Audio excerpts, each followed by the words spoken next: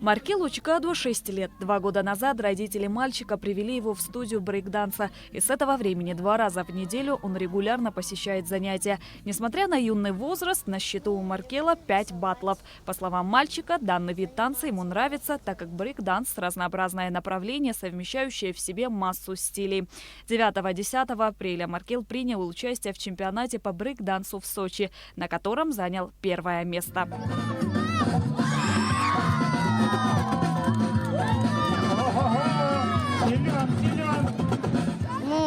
Вначале, когда совсем начало было, я стеснялся выйти. Потом уже все хорошо было. Я уже понял, это уже не страх, это просто танец. Я представил, как будто я просто дома танцую. На руке стоял, сальто делал. Я уже много раз участвую здесь.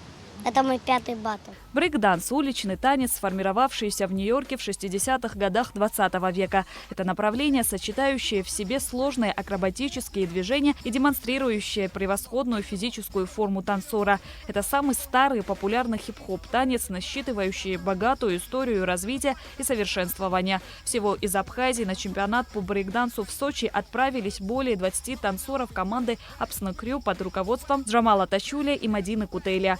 По итогам чемпионата 1-е места заняли Даниэл и Маркел Чкаду, 2-е место у Самсона Зантария. Поездка была организована при поддержке Госкомитета по делам молодежи и спорту.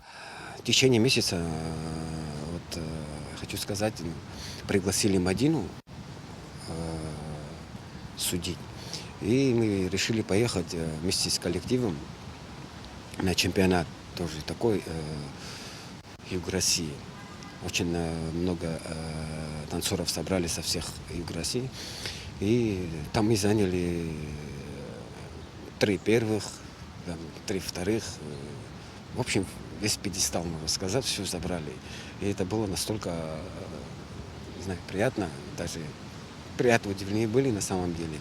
Но мы не только сейчас выезжаем, мы уже давно выезжаем на чемпионаты. А после этого, как приехали, пригласили меня судить. И мы обратно с коллективом поехали. Мы стараемся брать, которые ни разу не выезжали, чтобы они набирали опыта. А из которых часто выезжаем, они уже их знают.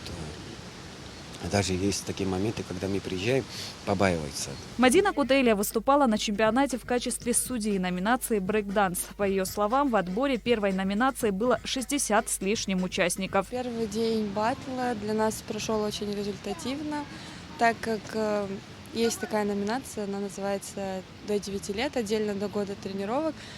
Система, там нужно сначала проходить отбор. Из 65 участников проходят только 36. То есть наши дети в основном все прошли этот отбор. Далее уже идут обычная система батлов, в которой они должны побеждать каждого и выйти в финал. И так сложилось, что оба наших ребенка оказались в финале. И, соответственно, один занял 1-е место, это Чкаду Маркел, и Зантария Самсон стал у нас 2-м. Джамал Тачуля с детства интересовался этим направлением и искал возможность обучиться популярному уличному танцу.